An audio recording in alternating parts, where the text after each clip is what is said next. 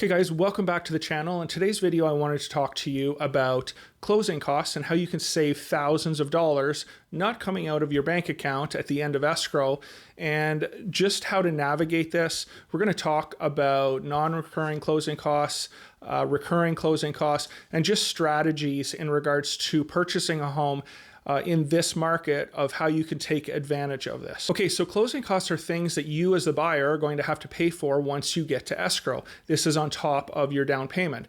So things like lender fees, the appraisal, taxes and insurance, title insurance, the escrow fee, these are all going to add up, and usually it's in between 2 and 3% of the purchase price of the home. So let's just say you're buying a $600,000 home, your closing costs are going to be anywhere from $10,000 to $13,000 or $14,000.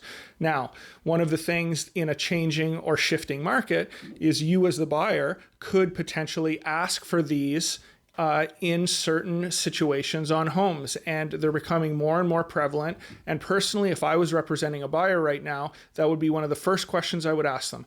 Do you want to save this money in your bank account so when you move in, that $10,000 can buy furniture, do some repairs on the property, and just many people are in a situation where, yes, they can afford, in regards to like their taxes, tax returns, they can afford X number of payments or this payment per month, but they often lack a little bit of money in their bank account to either A, close on the loan, or B, have extra money left over once you get into the home to do some of these things. Okay, so non-recurring closing costs are just a one-time thing. So the appraisal, escrow, title and notary, recording fees, these are things that you are only going to pay once, and yeah, they're called non-recurring closing costs. So recurring closing costs are things like home insurance, HOA dues, mortgage interest, property taxes. Those are examples of recurring closing costs that you're going to have to pay every year. Okay, so now I just wanted to go in and talk about how this is a perfect market to ask for closing costs. First of all, the homes have been on the market, a lot of them, like average 40 to 50 days. Number two, they're not getting a lot of showings, so the seller is getting antsy and wondering if their home is ever going to sell, what's going to happen with the market. All of those things are going through the seller's head. Well, in a traditional market, a lot of times sellers are hesitant to pay closing costs, because what a buyer will do is they'll come in on a $600,000 listing, they'll offer $610,000 or $615,000 and ask for $10,000 in closing costs.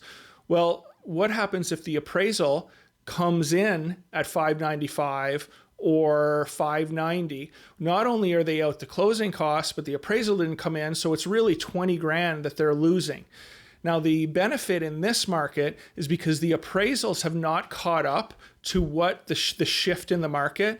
So if you come in and you offer, let's just say $580,000, $590,000, and then ask for $10,000 closing costs, the chances of the appraisal coming in at that $600,000 are very, very high, because they've probably already had 2 or 3 price drops. And in the last 6 months, there might be homes in that specific community that have sold for $620,000, $630,000. So I'm not too worried in this market for the seller to be hesitant to ask for those or to give those closing costs, because I'm 95% sure in most cases the appraisal is going to come in and everybody's going to be happy at the end of the day, and you get your $10,000 back in closing costs, cash, that you don't have to come out of your bank account with. Guys, that was just a quick video. I thought I should make this for people out there looking to purchase a home and options.